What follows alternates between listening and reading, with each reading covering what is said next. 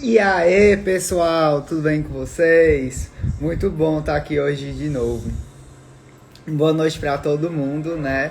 Hoje eu tenho um convidado super especial, né? Basicamente um dos precursores na minha vida que me apresentaram o tema, né? Que eu amo tanto, o da neuroarquitetura, né? O jovial Lori Crisel, né? E sem mais delongas, né? Vou aqui chamar ele, aproveitando que ele está aqui online, né? E é uma honra muito grande recebê-lo aqui.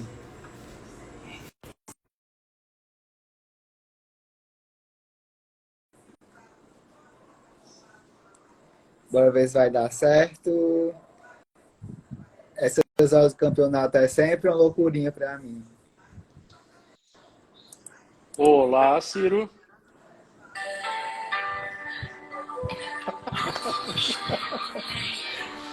Ah, temos Tem que até uma estar entrada, vinheta. jovem.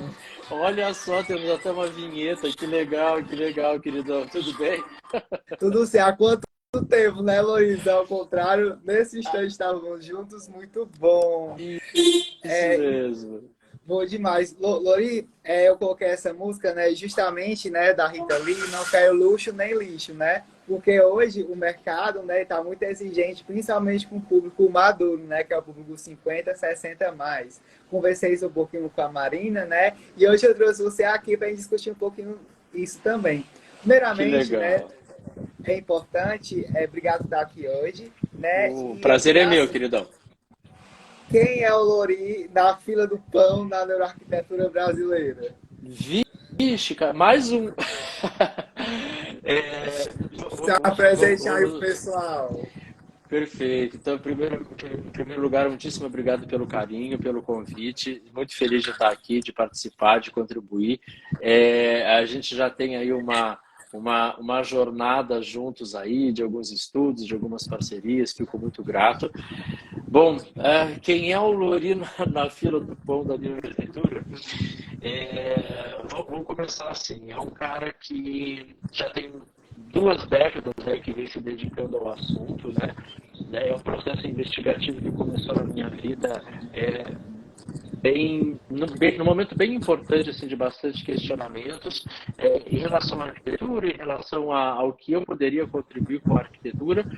E de lá para cá fui agraciado com inúmeras possibilidades, com inúmeras experiências vivenciadas, acadêmicas, profissionais, enfim, dando um salto nesse recorte aí em 2020. Eu lanço o primeiro livro sobre neuroarquitetura no Brasil, e graças a Deus foi um sucesso muito grande, teve a sua edição esgotada muito rapidamente. Hoje ele só existe na versão digital na Amazon, né? O livro físico não existe mais.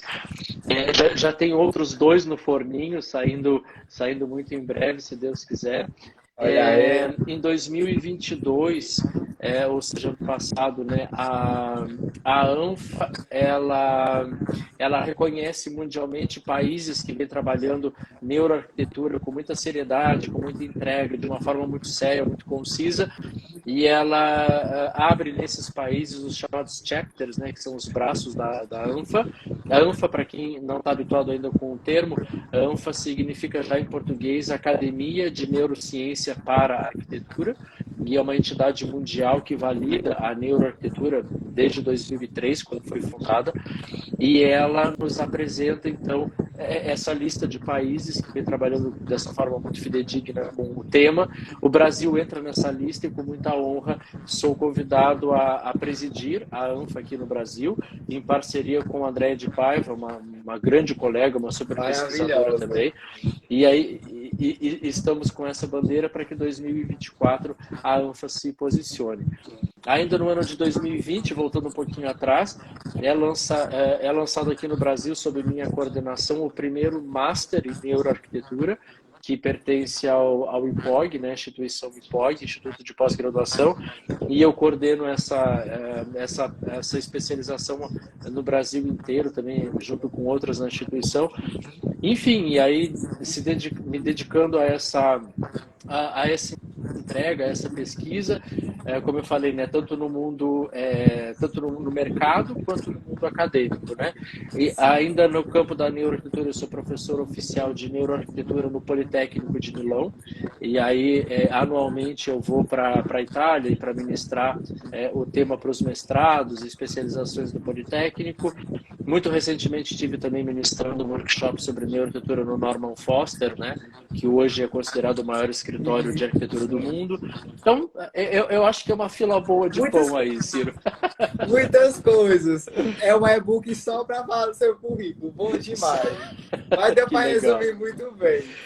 Lori, daí você falou muito nessa junção, né, do mercado com o âmbito acadêmico, né, que é muito importante, cada vez mais torna-se necessário, né? E algo que eu percebo, né, porque como você já sabe, as pessoas aqui, né, que me conhecem, eu trabalho muito com o mercado longevo, né, com os 50, 60 mais, principalmente com as principais necessidades, né, os quereres dos idosos, né, e principalmente também com questões da demência, né, me especializei nessa parte e é algo que eu amo por demais, né, cada um com suas paixões. Daí, Lori, tendo em vista que o mercado longevo ele cresce cada vez mais, né? Hoje, por exemplo, 25% da população brasileira tem mais de 50 anos, certo? E boa parte das vezes a gente sempre tem aquele parente, né, que tem o dinheiro, quer o produto e não encontra, né? Né? E isso é muito revoltante para o mercado, né? Porque, poxa, né? Eu tô aqui tem um produto e não compro, mas por que será, né? Então, vendo isso, né, e pegando o Gero Design como pauta, como você acha que os atributos da neuroarquitetura, as ferramentas que a gente dispõe, pode ser atribuída a esse Gero Design, né, em voga de suprir as necessidades desse público longevo? Perfeito, Ciro. Essa é uma perspectiva que ela se abre muito quando o mercado começa a entender o conceito que antecede, que é o do design salutogênico, né? Quando a gente começa a trabalhar o ambiente, e isso acaba nascendo inicialmente na área da saúde, onde a gente começa a entender o quanto o espaço é efetivamente um dos elementos participativos no processo de cura. A partir dessa compreensão, começa a ter um grande desmembramento da própria utilização do design salutogênico. E aí começam a vir os conceitos para nós aqui, né? Tratamos o Gero Design pela língua, mas em outros países é tratado como Aging Design, né? Onde a gente começa a entender que não há necessidade de olharmos todos os benefícios do design salutogênico apenas no processo de cura, mas também num processo de não adoecimento. E aí o Gero Design, o Age Design, ele vem com uma força muito grande, também por uma movimentação de mercado, né? É comprovado hoje que nós temos uma população de pirâmide invertida, né? Nós já estamos com uma população 50, 60, 70 a mais, maior do que uma população cronologicamente mais jovem. E esse é um aspecto que vem sendo considerado como não apenas como um grande nicho de mercado, mas principalmente um grande nicho de desenvolvimento de novas pesquisas. A humanidade sempre caminhou com o desejo da vida eterna, né? De viver-se o máximo possível. Se nós olharmos, por exemplo, para o recorte histórico, né, de revolução industrial, por exemplo, o tempo de vida médio das pessoas não chegava aos 50 anos de idade. E aí com elementos que promovem qualidade de vida, salubridade, não apenas física, mas também psicológica, emocional, isso começa a se ampliar. Obviamente que as questões tecnológicas estão envolvidas, né? Hoje a gente tem muito mais conforto, a gente tem muitas opções de lazer, a mentalidade populacional mudou também. Nunca falou-se tanto sobre qualidade de vida, termos qualidade de vida, né? E essa qualidade de vida, ela incorpora inúmeros segmentos que nos permitem viver mais, né? Que nos permite, até o próprio avanço da medicina, então vai nos entregando cada vez mais e mais condicionantes para isso. Então a gente percebe que sim, que quando nós começamos a trazer atributos do ambiente, né, tomando por base que nós passamos aproximadamente de 85% a 90% da nossa existência em ambientes construídos, né? Pelo menos para quando a gente considera a população citadina, né? Pessoas que moram em cidades, seja em casa, seja no trabalho, até mesmo em trânsito, a gente está em ambiente fechado, que é o próprio carro, meio de transporte, seja ele qual for, né? Então, efetivamente, trazermos essas condicionantes de qualificação do espaço para a minha atribuição de uso, ou seja, o pertencimento e o acolhimento do morar, a identidade do trabalhar, isso faz com que nós tenhamos uma possibilidade de nos conectarmos mais e melhor com essas espacialidades. Quando a gente vem para esses quesitos do Gero Design, do Age Design, entendermos que isso consegue trazer para os espaços que eu habito também em uma fase talvez não mais tão produtiva, e eu digo não mais tão produtiva porque muitas pessoas mesmo dentro dessa classificação ainda são muito produtivas, né? Intelectualmente, de outras formas, então a gente começa a entender o quanto há realmente a necessidade desse impacto positivo. Você, por exemplo, que é um profissional que se dedica muito a declínios cognitivos, né? Não apenas a demência, mas eu sei que você é muito estudioso de outras áreas também, a gente começa a entender o quanto isso é pertinente para que a gente possa trazer uma qualidade de uso dos espaços para essas pessoas, seja na questão da demência, seja na questão do Alzheimer, do TDAH, do autismo. Então a gente tem vários níveis aqui dos chamados neuroatípicos, né, onde a gente começa a trabalhar com isso. E mesmo uma população, né, mais, seja ela 50 mais, 60 mais, 70 mais, enfim, é uma população que a gente começa a enxergá-la não como ela, mas sim como nós, né? Exatamente. Porque nós começamos a entender que eu também desejo, né, essa progressão com uma qualidade muito boa. Então, hoje eu já encontro um mercado onde, por exemplo, os projetos residenciais já são solicitados como sendo aquele projeto para a minha longevidade, né? Então, hoje já tem uma população muito... E aí é muito importante essa questão da grande configuração de informações disseminadas, porque já existe uma população hoje que está construindo a casa para o amanhã, o seu amanhã, né? E não o amanhã de tecnológica, não o amanhã de usabilidade. Eu encontro algumas pessoas que dizem assim, essa é a casa que eu quero construir para minha aposentadoria, para depois que eu me aposentar, enfim. Então, a gente percebe que a valoração disso acaba sendo cada vez mais e mais notória, né? E além do que, nós temos vários nichos de mercado que se designam a isso, né? Clínicas de repouso, hoje nós já temos condomínios especificamente criados, projetados, ambientados para isso. Com certeza. Então, é também um nicho de mercado muito ativo na arquitetura hoje, de modo geral. Se nós pudermos trazer para essa visão mercadológica uma visão de qualificação desse espaço, que não seja apenas uma área a ser vendida, seja construída ou não, mas que não seja apenas uma área a ser vendida, mas que seja sim uma entrega de qualidade de vida a ser oferecida, eu acho que a gente começa a entender o quanto nós conseguimos valorar o que é possível fazer. E aí a neuroarquitetura está aí como um grande ferramental para isso, né? Sim, justamente. E quando a gente muitas vezes fala em longevidade, envelhecimento ativo, né? Realmente é nessa reinvenção, essa reincorporação de muitas profissões e até mesmo da pessoa se descobrir, né? Que vê ali ausente dos filhos, né? E se vê naquela posição de, poxa, né? O que eu posso fazer agora realmente para me inventar e me sentir melhor do que eu estou agora, né? E a gente fica sempre nesse sonho muito longe, né? E ver que a realidade não é bem assim, né? Não é do dia para a noite que você vai passar daquela vida, digamos assim, agitada, estressante, né? E vai acordar longevo, saudável e feliz, né? Porém, esse processinho, poucas pessoas comentam. E aí mesmo que eu sempre trago aqui as pessoas para debater sobre isso, né? Nesse processo no dia a dia. Quando incorporando as questões do gerodesign, né, e até mesmo da neuroarquitetura, a gente entra no viés da usabilidade, digamos, da nossa casa, de um espaço de restaurante, né, dentre outras modalidades.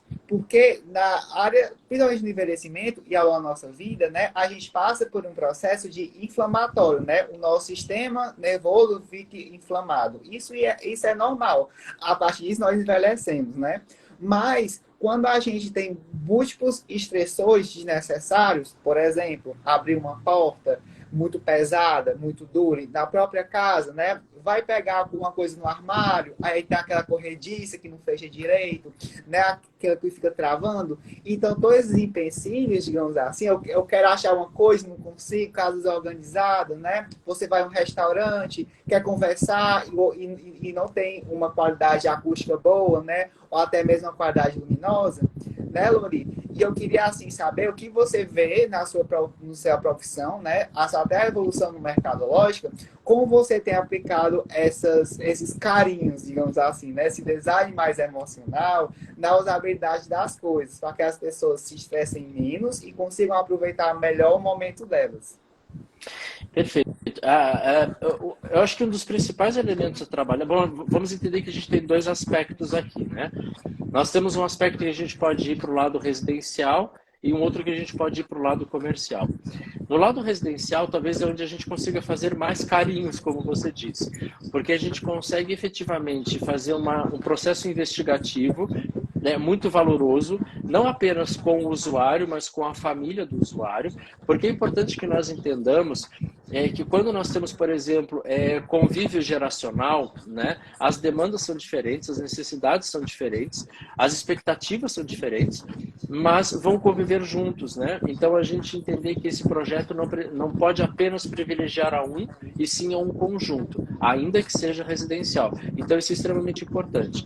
Vamos lembrar também que nesse processo, às vezes nós temos outros profissionais envolvidos, temos um cuidador ou uma cuidadora, nós temos profissionais que acompanham essa pessoa e que isso é necessário. Então, entender das necessidades dos vínculos de cada um desses públicos é extremamente interessante. Hoje nós temos algumas ferramentas que nos ajudam bastante a isso, quando a gente começa a fazer o que a gente chama de levante de significâncias, né? Como que nós vamos trabalhar os significados para que esse público conviva muito bem, trazer algumas questões que elas são extremamente inerentes a esse processo, desde que muito bem investigado e dosado, né? Hoje a gente fala muito, por exemplo, do design biofílico e ele traz para nós aí uma vertente gigantesca de possibilidades para que se trabalhe. Mas também precisamos entender que a biofilia que funciona para um não é necessariamente a que vai funcionar para todos, né? Então nós precisamos entender qual é a necessidade, qual é a conexão que essa pessoa tem com cada um desses elementos. Sabemos que algumas técnicas ou algumas práticas, elas serão benéficas. Aquela velha história, né, Ciro? Entre o remédio e o veneno, a diferença está na dosagem, né? Então, os mesmos aspectos feitos aqui para essa questão funcionam de igual forma. Então, nós temos alguns mecanismos para fazer isso. A manutenção da identidade é algo muito, muito importante. E nessa identidade a gente pode traduzir não apenas como uma identidade visual, mas como uma identidade de utilização dos espaços. Às vezes o arquiteto ele tende a fazer um projeto de acordo com algumas diretrizes que são muito personalizadas dele ou da sua assinatura enquanto arquiteto, mas que não leva em consideração esses aspectos. Por exemplo, a mera escolha das materialidades a serem utilizadas já é uma representação de identidade, né? O que busca-se com aquilo ou o que refuta-se com aquilo, né? O que nós queremos traduzir aqui. Quando a gente vai para um projeto, e eu vou usar o termo aqui comercial, mas aqui a gente está falando de clínicas, sejam elas de repouso ou não, né? Às vezes é de assistência, ambientes de assistência também, porque vamos imaginar que nós temos uma população 60 mais, 70 mais, que é uma população carente, e aqui eu vou chamar de carente não apenas o carente financeiro, mas às vezes também o carente emocional, né? E aí a gente pode falar de entidades que abrigam pessoas, e aí você tem uma carência emocional, você tem uma carência psíquica, e o ambiente precisa fazer com que ali eu enquanto usuário, me sinta amplamente acolhido, né?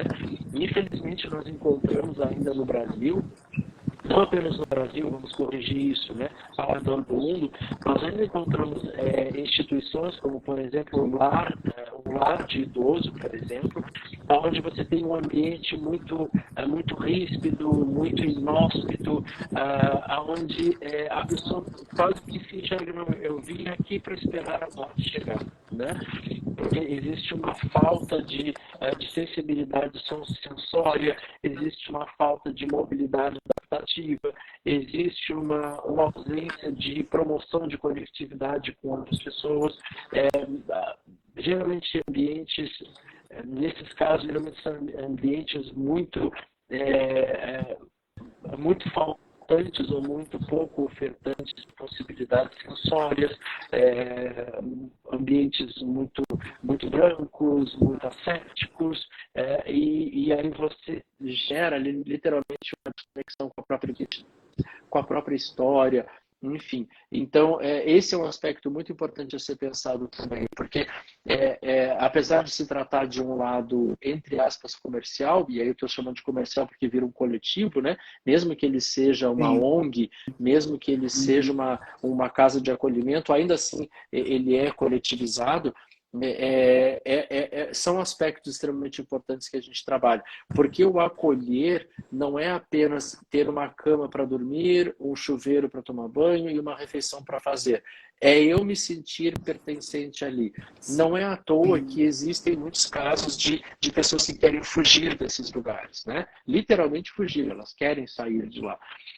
Porque você não tem esse reconhecimento, né? É como se eu tivesse zerado a minha vida e agora quem sou eu, onde eu estou, com quem eu vou me conectar, quem são essas pessoas, e não necessariamente num processo de demência, como você trata, às vezes num processo de uma lacuna emocional, né?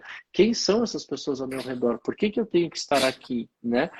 Então essas são mobilidades que, uma vez existindo, elas agravam e muito condicionantes cognitivas, emocionais, e isso vai se retratar inevitavelmente na relação física, né? O Sim, corpo vai transparecer isso em forma de doença, adoecimento, claro. enfim. Então, esses aspectos são extremamente importantes, e trabalhar com essa geração dessa conectividade, com essa geração de identidade, com essa geração do acolhimento é extremamente importante. A gente percebe muito hoje falando-se sobre pertencimento, mas para que eu me sinta pertencente, eu tenho que estar acolhido, né? Então, a geração do acolhimento é algo extremamente importante. Até mesmo a geração da própria empatia, né, da teoria do Eichmann, que é muito enfatizado no seu livro, né, já que você falou dele, né, eu tive a sorte de comprar um concreto, né, tá ali guardado, depois eu bati a foto e mostro, tem até a sua dedicatória para mim, como foi há muito tempo, né, você nem deve se lembrar, mas tá lá, sua assinatura maravilhosa. Daí, Lori, você falou muito bem, né, na questão dos locais de acolhimento, né, que são aqui no Brasil chamadas de ILPIs, são instituições de longa permanência. Felizmente, né, e principalmente em Porto Alegre, que tem uma taxa muito elevada de pessoas 60 a mais, né, essas ILPIs elas já são muito melhoradas, né, já tem uma ambientação. Logicamente que aqui no Brasil, né, realmente devido até à demanda financeira, né, porque uma ILPI custa digamos, entre 6 e 9 mil reais por mês, né, devido aos acessos que ela tem. Então não é todo mundo que pode, né, e quanto mais recursos forem utilizados, né, mais cara ela fica. Mas, assim, lá fora, né, por exemplo, tem grandes, digamos assim, design como a gente aplica esse carinho, né, que remete ao pertencimento, né? Por exemplo, nas memory cares externas, que são esses espaços que realmente é onde as pessoas que têm quase neurodegenerativos, né, demência, como Alzheimer, especialmente, né, são ali moram, né? Então, realmente, tudo é um ambiente todo de cuidado e favorável, de monitoramento, né? E eu acho muito bacana como esses recursos podem ser utilizados para o nosso dia a dia, né? Como, por exemplo, ali os artefatos, né, que nos remetem à nossa história. A gente até comentou isso, né, no projeto que você fez, né, até do região de pertencimento, né, da questão das portas, que seria muito interessante que você falasse um pouquinho sobre ele, né, porque, por exemplo, na transição da casa, né, que fica boa parte das vezes, né, os filhos saem e deixa ali o pai e a mãe sozinhos, né? Porque, logicamente, eles vão viver suas vidas, e a casa é muito grande. Então, tem essa necessidade, né, de você se realocar para outro espaço, mas essa realocação tem que ser algo muito planejado, né? E o máximo de artefatos, né? O máximo de objetos afetivos que aquela família possa levar, porque aquilo está levando pertencimento, né? Eu até comentei da família do próprio pessoa mais velha para esse novo lar, porque não se reconhece, né? E aí gera mais estresse, mais frustração, que leva a quadros neurodegenerativos, certo? Daí a pergunta, assim, a reflexão fica o seguinte, né? Nesses processos de como a casa vai ser demolida ou vendida, né? Eu até comentei com você, com o pessoal lá no meu Lab, né? Quando a gente pega, né, ali aquela janela, a esquadria da janela, que, enfim, vai ser demolida de qualquer forma, né? E pega essa esquadria, né? Baixa uma foto da casa, né? Incorpora a foto na esquadria da casa para levar para o apartamento, né? Já vai ser um espaço menor para aquele idoso ele acordar e assim, olha, eu morei ali, né? Ter esse vínculo de pertencimento. Boa parte das vezes a gente pensa que é uma besteira. Ah, e um quadro com foto, né? Mas não é um quadro com foto. Né? Ali é a moldurinha que veio da janela da antiga casa, com a foto da antiga casa. Isso é uma solução barata, né? Uma foto e o esquadrinho que ia ser destruído, não é mesmo? Daí, Lori, como é que você pode ver isso na questão residencial, né? E no projeto que você fez recentemente, né? No Paulo Santo, né? Como é que você pôde incorporar esses princípios memoráveis, digamos assim? Vamos lá então. Vamos começar por esse aspecto aí, Ciro, dessa questão da casa nova, né? Ao longo da nossa existência, nós vamos mudando os nossos valores. Então, quando nós estamos principalmente em uma fase muito ativa e principalmente muito produtiva, nós tendemos a gerar conexões menores de apego. Então, quando você chega para uma pessoa que está em uma ampla produtividade, né? E você comenta assim, olha, você vai se mudar de estado, de cidade, enfim, a primeira coisa que se vem à mente é, não, então eu vou montar uma casa nova, lá vamos estruturar de novo, vida nova, tudo novo, né? Vida nova, casa nova, tudo novo. Então, tem um pouco disso. Mas, de uma determinada fase para frente, os valores eles já estão muito arraigados, né? Principalmente se você tem uma permanência muito maior e com muitas memórias afetivas criadas ali. Então, se for aquela casa, né, vamos chamar assim, onde a casa é a matriarca da família, né, onde uma geração inteira foi criada ali, se consolidou ali, as paredes têm memórias, né? Aquela telha ali tem uma memória, porque ela caiu em um determinado momento, machucou o braço de alguém que era pequenininho. Então tem algumas coisas que funcionam assim. É muito comum a gente encontrar em estruturas familiares vamos chamar assim, esse convergir de convívio de convívio geracional, gerações diferentes convivendo juntos, e gerações diferentes que eu digo etariamente, né? E automaticamente cada uma trazendo as suas propriedades em relação à questão de apego ou não apego. E existem alguns embates aqui, porque às vezes se a gente considerar, por exemplo, filhos com pais, né? Às vezes acontece, ele mesmo diz, não, então vamos mudar de casa, agora a casa está muito grande, vamos fazer um apartamento super gostosinho, vamos montar ele super legal para você e tal. E aí eu sempre faço a pergunta, mas esse super gostosinho para quem, né? Porque Exatamente. nesse conflito geracional é comum a pessoa que está naquele momento muito produtivo, muito ativo, e para si está praticando desapego, julgar que para o outro desapego vai ser a melhor saída também. E de um modo geral, não existem regras, mas de um modo geral não é. Porque a pessoa já está fazendo já está fazendo uma concessão muito grande em abrir mão da sua história de convívio com aquele lugar, né? Literalmente com aquele lugar. e indo para uma outra habitação para gerar um lugar novo, só para que a gente deixe claro aqui, né? A neuroarquitetura ela distingue muito bem o quesito do espaço e do lugar, né? O Sim, com espaço é uma certeza. espaçalidade qualquer onde eu convivo dentro dela. E no lugar é onde eu tenho significado, pertencimento, eu tenho um depósito emocional ali que transforma ele em algo memorável para mim, algo que eu vou validar efetivamente de forma emocional.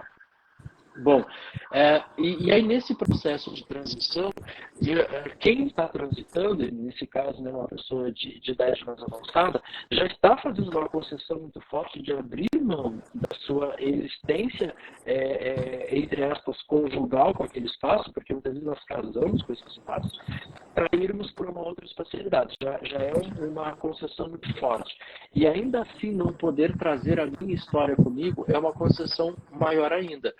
Então aqui a gente pode ter alguns mecanismos, né? Pode haver sim um mecanismo que a gente menciona assim internamente, né, como um transplante, né? Nós vamos transplantar essa casa para outro lugar. Então a gente vai levar esses elementos conosco, ou então colocar essa pessoa dentro de um processo extremamente participativo nisso. O que você Sim, quer, de que forma que você quer, como que você vai se sentir melhor, entender que uma concessão muito grande já está sendo feita. Eu lembro que uma vez eu tive um caso no escritório de uma família extremamente harmoniosa, uma família assim impecável em todos os aspectos. E aí eu lembro que uma das filhas ela comentava assim: não, mas vamos colocar tudo novo, vamos colocar uma cozinha linda, vamos colocar uma sala linda. E aí a pessoa que estava envolvida nesse processo dizia assim: não, mas eu quero a minha cozinha, eu quero cozinhar na minha cozinha, né? E aí essa pessoa não sim, entendia. Aí eu comentei assim: olha, o que você está pedindo é mais ou menos como se agora eu chegasse, por exemplo, no seu guarda-roupa e eu dissesse assim: as roupas que você mais gosta de usar eu vou tirar exatamente. eu vou deixar outras lá. Então, é quase como se você estivesse despindo literalmente a pessoa disso, né? Então, esse é um processo que precisa ser entendido. Então, a gente tem alguns mecanismos. Para alguns casos, principalmente se a gente estiver falando de declínios cognitivos, e aí o Alzheimer seria um exemplo, o Sim, transplante é a melhor solução, né? Porque, como você já tem uma dificuldade de fazer uma nova relação memória-espaço, você plantar é a melhor situação. Tudo que puder trazer junto, melhor. Em outros casos, onde isso não está acontecendo, esse processo não ocorre, o elemento participativo é uma escolha fundamental. O que você quer trazer, o que você não quer, o que não está vindo e que será novo, de que forma você quer, né? Então, isso é algo muito importante para que ocorra e para que a gente tenha aí uma qualificação dessa entrega, né? Então, esse elemento é extremamente importante. Indo para o sim. assunto Lori, do Paulo. Sim, sim, por favor. não é porque o Paulo de Tarso, né, o jovem Paulo de Tarso, ele citou aqui uma coisa muito importante, O, né, da o questão Paulo tá da aqui com a gente gente. Abraço aí, tá, Paulo. o Paulo de Tarso. Ele fala uma coisa muito bacana que eu até ia comentar com você, que é a questão do envelhecimento em casa, né, que é o dito age in place, que é quando você realmente projeta aquela casa para você e aquela casa evolui juntamente com as suas necessidades, tanto biológicas quanto psicológicas e sociais. Né? Então, por exemplo, se daqui a 5 anos a minha acuidade visual ela vai diminuir devido à nossa própria idade, né? Então, eu já posso ali preparar o sistema de iluminação para aquela parte que quando for daqui a 5, 10 anos, né, eu não tenho que refazer todo o projeto, né? Eu vou ali só e aumentar a intensidade daquelas lâmpadas. Entende? Então ali a gente vai, então a casa vai se remodelando às medidas da necessidade. Dos meus projetos e consultorias, eu sempre tenho esse cuidado realmente, né, de levar essa compreensão de que boa parte das vezes o investimento a mais ele é cabível para, né, futuramente não ter que, enfim, quebrar tudo de novo, transformar tudo de novo, né, Lori? Então, achei muito interessante esse comentário do jovem Paulo de Tal. Ele estava falando que não é tão novo, mas ninguém nunca sabe, né? Porque para quem está me conhecendo hoje, né, eu encaro a idade, né, por três viés. Tem o viés do RG, né, que é a nossa idade perante a lei, a idade social, que é a idade que as pessoas nos veem, né, e a idade essencial, que é como a gente se expõe ao mundo, né. Então, por exemplo, o Lori, super divertida, adora fazer a questão de pegar as quesitos neurocientíficos e transformar em algo muito assim palatável a todos nós, compreensível, né. Então, ele tem uma essência realmente jovial. Então, daqui, ele pode estar com 80 anos, mas para mim vai ser sempre o Jovial Lori, assim como os professores e profissionais com quem eu trabalho. E é muito interessante, Lori, essa questão, né, até do como é que eu posso falar, que você falou, né, esses toques que a gente dá, porque é muito importante isso, né, o quão é interessante quando pequenos objetos que você leva da sua casa para outra, né? É interessante. Eu já passei uma vez a casa que eu queria, porque queria tentar conversar com enfim, a matriarca da família, né? Que é a pessoa mais velha daquela família, né? E os filhos, digamos, não deixavam, porque como deve dar assim, mas ele não sabe o que vai dizer, ele já está com algumas questões demenciais, né? Então não vai valer a pena conversar com ele. Aí eu, como assim não vai valer a pena? Gente, ele que vai se mudar, sabe? Bora, ele tem necessidades ali, né? Que tem de ser supridas, né? Boa parte das vezes, um exemplo bobo, assim, bobo assim, né? Simples de ser resolvido. Quando a gente vai para o hospital, né? Se internar durante uma semana, 2 semanas, né? Episódios de alucinações em idosos são muito frequentes, né? Porque eles ficam ali em um ambiente muito sem pouca referência espacial, né, de memória, ele fica ali naquele meio de ter alucinações, etc. E levar um quadro, um cobertor, um lençol ajuda demais, já é evidentemente comprovado, né? E assim, Lori, pode continuar agora o que você estava falando, que eu achei isso muito interessante do Paulo de Tarso, né? Então, eu achei importante pontuar. Mas pode continuar, desculpa. Lori? Imagine, imagine. Mais uma vez um super abraço para o Paulo. O Paulo sempre muito participativo. Oi, você está me ouvindo? Tô sim, é porque tá cortando às vezes. Ah, tá, perfeito, perfeito. Então, mais uma vez um abraço aí ao Paulo, que é muito participativo, sempre traz grandes e significativas contribuições. Abraço aí, queridão. E depois o segundo assunto que você convidou a falar foi sobre a referência ali do Paulo Santo, né? Que é um projeto que foi, na verdade, a transformação, né? Eu nem diria um retrofit, porque foi uma transformação bem brusca mesmo, de uma residência em um restaurante. E existia uma sensibilidade muito forte dos investidores para que a história da casa fosse o grande elemento gerador, né, do projeto. Na verdade, tinham dois pedidos. Um deles é que criássemos ali um oásis em plena cidade e que a história da casa prevalecesse. Mas automaticamente também era um restaurante de grande porte, né? A gente está falando de um restaurante aqui de 2.500 metros quadrados, é bem considerável. Então a estrutura realmente ela precisou passar por grandes modificações, muito mais modificações prediais que nós identificamos enquanto profissionais, mas a olhos de visitantes é a casa que está lá, né? A gente só precisa fazer reforços, né? Precisamos dar aí uma entrega tecnológica para que a casa suportasse a nova demanda. E tudo aquilo que nós fomos precisando ou desejando extrair da casa enquanto elementos, porque eles não seriam necessários para aquela utilização, eles foram todos ressignificados, eles viraram outras coisas. E aí o exemplo que o Silvio trouxe foi que as portas, né, elas acabaram virando mesas. E principalmente na área externa, né? É uma área protegida, enfim, o madeiramento que foi todo protegido, mas elas viraram mesas. Só que a gente não quis fazer assim, tira a porta e simplesmente vai ser agora uma prancha para uma mesa. Não, ela continua contando a sua história como porta. Tanto é que ela fica na mesa, mas ainda com a maçaneta. A maçaneta tá ali em cima, tem uma Sim. maçaneta robusta, né? Ótimo para pendurar uma bolsa. Exatamente, né? E às vezes o pessoal fica, enfim, fica usando como vários atributos daquilo ali.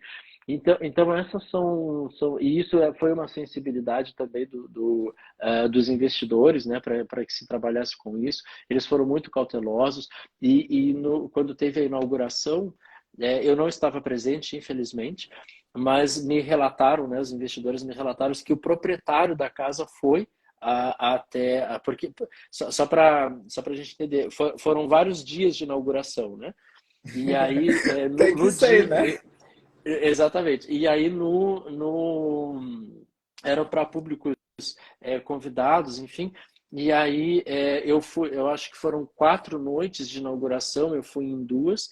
E aí, na noite que o proprietário, né, foi, eu não estava, mas me relataram assim que ele se emocionou muito e que ele agradeceu muito de realmente ter sido mantida a história da casa. E aí ele usou uma expressão, talvez eu não recorde exatamente as palavras corretas agora, mas pelo relato, algo como essa casa é parte de mim, né? Alguma coisa assim foi mencionada. Vocês preservaram essa casa que também é uma parte minha, como se vocês tivessem me preservado também. Então ele ficou bem emocionado, enfim, daí que eu comento, né? Que acaba tendo uma relação, entre aspas, aos meus termos aqui, conjugal também nisso, né? Porque é uma vida de um relacionamento, né? Como Claro, outros com certeza. relacionamentos. Então isso é algo muito, muito interessante. Outros aspectos foram utilizados também, de questões de savory design, né, da gente poder proporcionar esses momentos, até mesmo as pessoas que não conhecem a história da casa, mas se sensibilizam com o que foi atribuído dessa forma, então é algo bem interessante.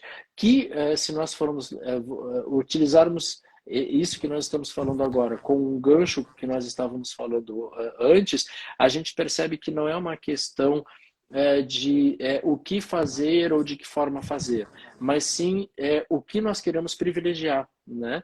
E mesmo em um projeto comercial como esse, que é um restaurante, o tratamento foi dado de igual forma em relação à questão do acolhimento, de preservar a identidade, enfim. E se nós estivéssemos falando em algo de longa permanência, seja uma residência, seja uma clínica, enfim, seja uma casa de repouso, qualquer uma que nós desejamos atribuir, até mesmo a geração de um condomínio, e hoje a gente trabalha muito com isso, a gente percebe Sim. o quanto isso é importante. Hoje já tem uma linhagem de trabalho bem forte internacional, que são empresas de cruzeiros, navios, né? Que fazem cruzeiros mundo afora, que já tem navios aonde trabalhado para um público 50 mais, 60 mais, 70 mais, 80 mais. Eu estou colocando sempre os 50 mais porque especificamente na companhia de cruzeiro eles usam também a numeração 50 mais. Eles vão por décadas, eles Justamente. começam no A 50, minha né? tia adora esses passeios. Ela Ah, é perfeito. muito fã. E aí agora, Ciro, tem uma companhia de cruzeiros que lançou um navio de cruzeiros, que ele é especificamente para isso, mas ele é feito como moradia. Então, aquelas Sim, pessoas que, sim, que, sim. que Eu querem vi. comprar a cabine, e aí eu posso, se eu quiser morar no barco, eu moro, porque tem toda a infraestrutura de um cruzeiro.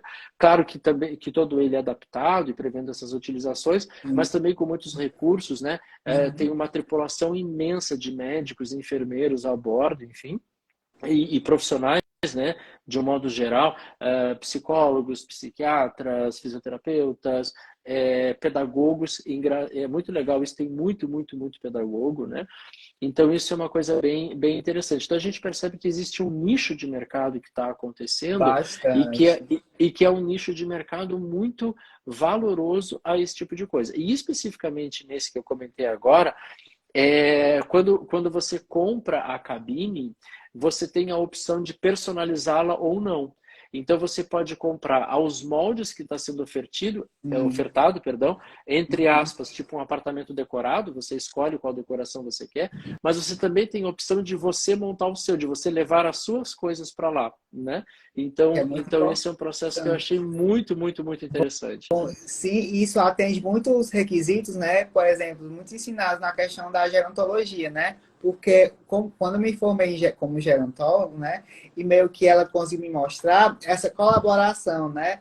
essa multi-interdisciplinaridade que pode haver entre os profissionais, né? Por exemplo, ao trabalhar com um projeto que o idoso tem algum déficit cognitivo, com Alzheimer, com Parkinson, com, com pós-AVC, etc., a gente vê essa necessidade de falar com o fonoaudiólogo, de falar com o nutricionista, de falar com o fisioterapeuta, de falar com o psiquiatra, né? E eu, muito parte das vezes, é muito bom, né, até para mim, porque eu levo o meu super estojo de canetinhas, né? E a gente fica desenhando, às vezes saem uns riscos, né? Aí eu até acho interessante, porque eu vejo qual é a cor que ele está vendo, né? Porque o jovem Paulo até comentou, né, do amarelecimento do cristalino, né? Que até as cores passam a ser diferentes, da cor que eu vejo, da que eu vejo e da cor que uma pessoa com 80 anos está olhando, né? Então, a partir disso, eu consigo ver o que é cada cor para ela a partir da minha paleta de cor e das minhas canetinhas, entendeu? Canetinhas é ótimo. Mas enfim, né? Então, é muito bacana quando a gente tem todo esse aparato, tanto de profissionais quanto colaborativos, né? Onde o ego, ele é suprimido, né? Em colaboração com o morador, né, com o usuário, que é o principal, né, Lori? Até porque eu fico assim entristecido às vezes, porque a arquitetura, que deveria ser algo destinado ao ser humano, né, a nós, tentar entender essa complexidade, eu acho que é por isso que a gente ama tanto a neurociência, porque ela é infindável, digamos assim, né? É porque a gente, boa parte das vezes, deixa o nosso ego se elevar, né? E eu vejo isso com alguns profissionais que eu fico assim, meio que chateado, porque, poxa, a gente tem tanto a ensinar um com o outro, né, Lori? Você mesmo diz que você é um eterno aprendiz, eu também sou, e todos nós somos, né? Cada um está aqui para se ajudar. E a gerontologia me ensinou muito isso, né? Que a gente tem realmente que se ajudar com o conhecimento que tem e agregar sempre. Nunca nessa questão de, quero ser o melhor, mas sim, poxa, vamos fazer o melhor projeto para a pessoa. E quando se trata da pessoa longeva, né? Realmente tem que ser ainda mais especial, porque ela já tem toda ali uma história. Por falar nisso, Lori, para a gente concluir a nossa conversa de hoje, né, tem o último tópico que a gente falou aqui, querendo ou não, que é a questão da intergeracionalidade, né? E o que eu percebi no seu projeto é porque tem múltiplos espaços, tanto espaços mais livres, tanto espaços mais acolhedores, que suprem muito bem uma necessidade de um jovem de uma criança que quer brincar, né, com seus amiguinhos que vão ali para um espaço mais aberto, né, e até para um casal de idosos mais velhos ou de amigos, parentes que querem ficar conversando em um momento calmo, né, e ali em uma atmosfera aconchegante, com fornecimento acústico, iluminação adequada, dentre outros fatores, né. E você poderia falar um pouquinho sobre isso para a gente realmente colocar em xeque, né, as cartas na mesa, de que um ambiente destinado para o público longevo é um ambiente para todo mundo, não só para ele. Exatamente.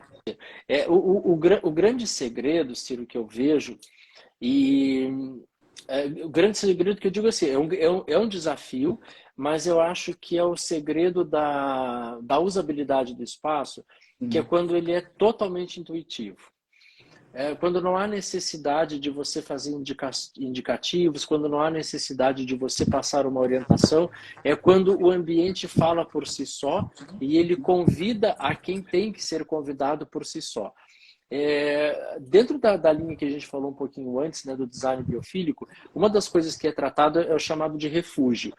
E o refúgio ele pode ser interpretado de algumas formas, né? Ele pode ser aquele momento que, mesmo numa coletividade, eu posso desejar estar só, e não necessariamente só no sentido de afastado, mas só no sentido de respeitado dentro dessa coletividade, né? Então, por exemplo, em um ambiente de trabalho que eu possa estar ainda com os meus colegas, mas ter uma liberdade de fazer uma ligação telefônica pessoal, por exemplo. Então, eu estou numa coletividade, mas eu estou refugiado para poder fazer isso. E em outras condicionantes também, até mesmo na parte habitacional. Então, uma das coisas que é muito interessante é que quando a gente está projetando, a gente perceba que nós vamos ter esse concatenar de gerações, né? Convivendo simultaneamente, que, de novo, as intencionalidades são diferentes, a mobilidade de uso é diferente, a expectativa de uso é diferente.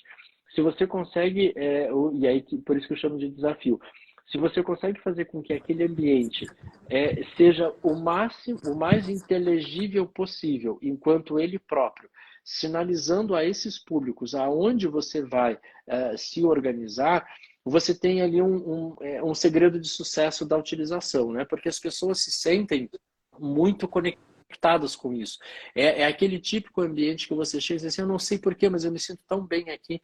É porque você não precisa fazer esforço nenhum. O ambiente já promove essa fluidez, né?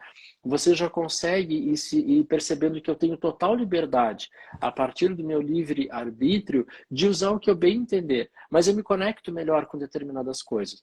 E isso pode ser via questão geracional, isso pode ser via questões de apropriação de uso. Então, por exemplo, nesse espaço que nós falávamos agora, né, do Paulo Santo, a gente tem uma área, o restaurante ele é pet friendly, né?